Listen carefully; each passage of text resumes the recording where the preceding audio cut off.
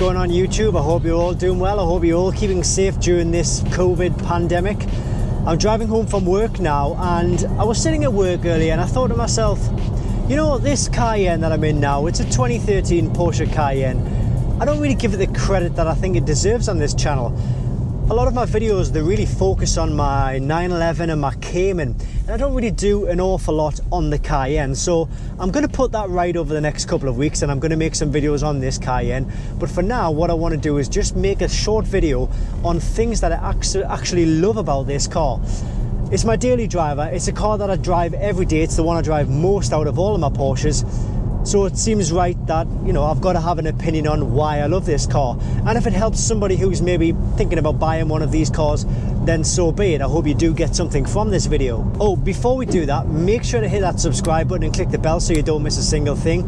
You can also follow TPN Rainmaker on Instagram and on Facebook. So the very first thing that I love about this car is obviously the thing that drew me towards it in the first place. And I think personally it separates an okay looking car to a very good looking car, and it is the looks of the car with the sport design kit on it. It's quite an expensive option. Not many cars came out of the factory with the sport design kit on, but as I say, I think personally it makes the car look 1,000 times better. It's probably the difference between me wanting to buy one of these cars and not wanting to buy one of these cars.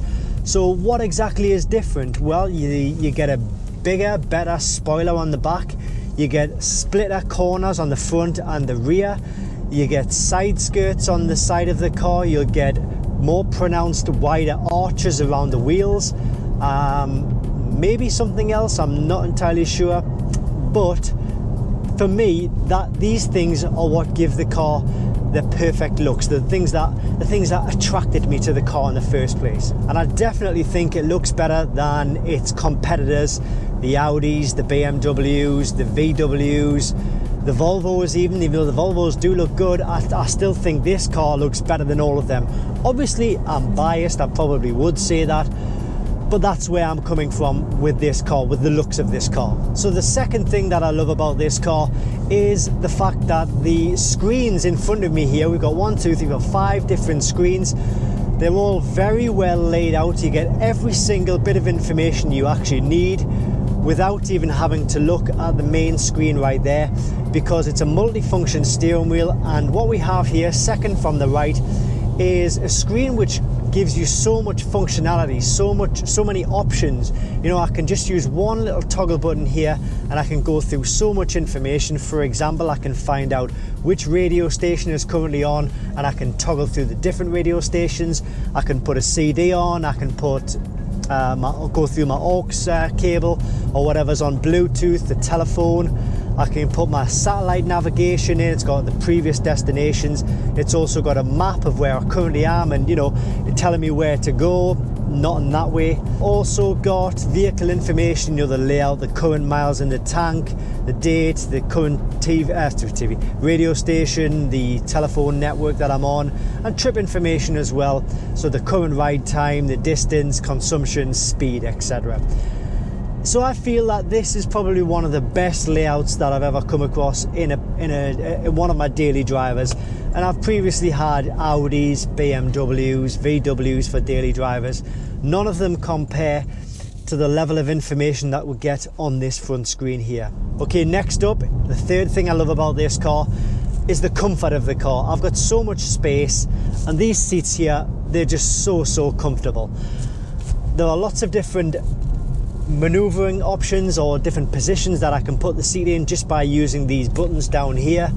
And also, I get bad backs. I might have mentioned this in a few of my videos, but even going over rough terrain or rough ground, which I'm doing right now, it always remains a very smooth and a very comfortable place to be.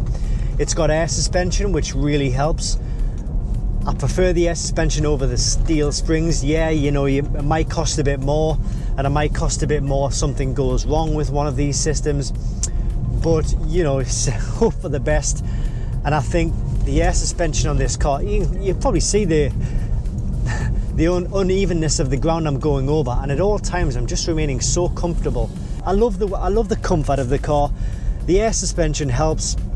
every other one of my daily drivers, like my BMWs, my Audis, my VWs, none of them have given me this level of comfort when driving for my daily driver. I could happily run up and down the country in this car and not even notice, not even get any glimmer of a bad back. So next up is the amount of space. I touched on it last time though, but the amount of space we've got in the back there for the kids, they can stretch their legs out. I've got plenty of space, even with the seats way back. The kids have still got plenty of space in the back there. Plenty of space in the boot as well. You can fold the rear seats down, so it creates a very, very wide and open storage area if you do need to, you know, carry a big payload. I've done it many times. I don't need to do it anymore though, but the option is there, and I think it's such a versatile car for carrying a lot of luggage and a lot of whatever you need to carry. The space on this car is fantastic. You've also got the option to add a roof rack as well if you really needed to. So next up is something that I was having a little bit of trouble with at first, but now once it's settled, I think I'm a little bit happier, and it is the MPG of the car. The car gets on a run on a motorway for the 15-20 minute bursts that I do up and down the motorway when I'm going to work and back. I'll probably get about 50 miles per gallon, and that's, to be honest with you, that's probably the best I would get. On the roads like I'm on right now, I'm probably getting a bit less, which is not really that great, 33.1. But most of my miles are on those motorway bursts, so around about 50 miles per gallon. I will say though that I have got a fuel saving chip installed into this car. Well, a fuel saving stroke performance chip made by Race Chip. I'll put a link in the description below this video. But yeah, so it's very acceptable for me. 50 miles per gallon, I'm more than happy with that. It's a big bulky car. It's a car that I wasn't expecting to get that good MPG. And to be honest, when I bought the car, I wasn't really doing a lot of miles. I was doing short trips here and there, so didn't really bother me that much. But now that I'm doing a lot more miles, I really do need to get the best out of the car MPG wise. 50 MPG is pretty good. Okay, second to last is all of the driving modes that we get. If we look on the center console here, we've got lots of different off-road options, and we've got 4 different off-road options. In fact, we've got 3 different standard driving styles. So we've got the comfort mode, we've got the normal mode, we've got the sport mode. I always have the car in sport mode because I think that gives the firmest suspension out of the 3 here. But even then, you still do get a bit of roll on the car, which gives you that comfort. So even in the harshest of suspension modes, you do get comfortable driving. And then on the right hand side here, we've got the suspension levels. We've got 5 different levels. We've got really low for loading. We've got the second lowest, which is the lowest riding level you can drive in. We've got the normal, then we've got 2 higher and raised elevation options. These are, I guess, if you want to clear high terrain, or if you're going to do a little bit of off-roading. Then we've got, let's see now, 4, 9, 10, 11, 12. So we've got about 12 different options there, and I feel that it gives you so much flexibility depending on what kind of roads you're going to be driving on. And last but not least is the performance of the car. For a big bruiser of a 2-ton of a vehicle, the performance on this car is actually really good.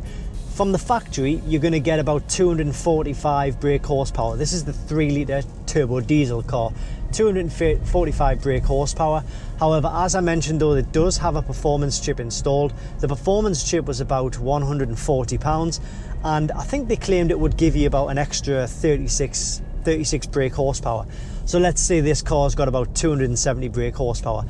I'm not talking about the same kind of performance that you're going to get out of the Caymans, the 911s, the Boxsters, but as a daily driver, a big beast of a comfortable driver, I'm really happy with the performance. In fact, this morning when I was on the motorway, I saw a Taycan on the road for the first time. I was really excited, so I put my foot down, and I was actually amazed at how quick this car was. We managed to get up close to the Taycan just before it came off the motorway. When you put your foot down, the power's always there. And that's it, just a really quick impromptu video on the things I love about this car on my drive home from work. I hope you've enjoyed it. Like I say, I'm going to be making some more Cayenne videos. I'm going to be making more Cayenne love. That sounds wrong, but I'm going to be I'm going to be giving more love to this Cayenne. That doesn't sound right either. I'm going to be making more videos on this Cayenne because I love the car. Hope that sounds better. But if you want to see those videos, or if you want to subscribe to the channel, and please go ahead and click that subscribe button and click the bell so you don't miss a single thing. As I say, I also post lots of pictures and videos on the Instagram pages, on the Facebook pages, so please follow TPN Rainmaker on those social media outlets as well. Thanks for watching. I hope you stuck around for the video. Really appreciate it if you have. I'll see you next time on the YouTube channel TPN Rainmaker.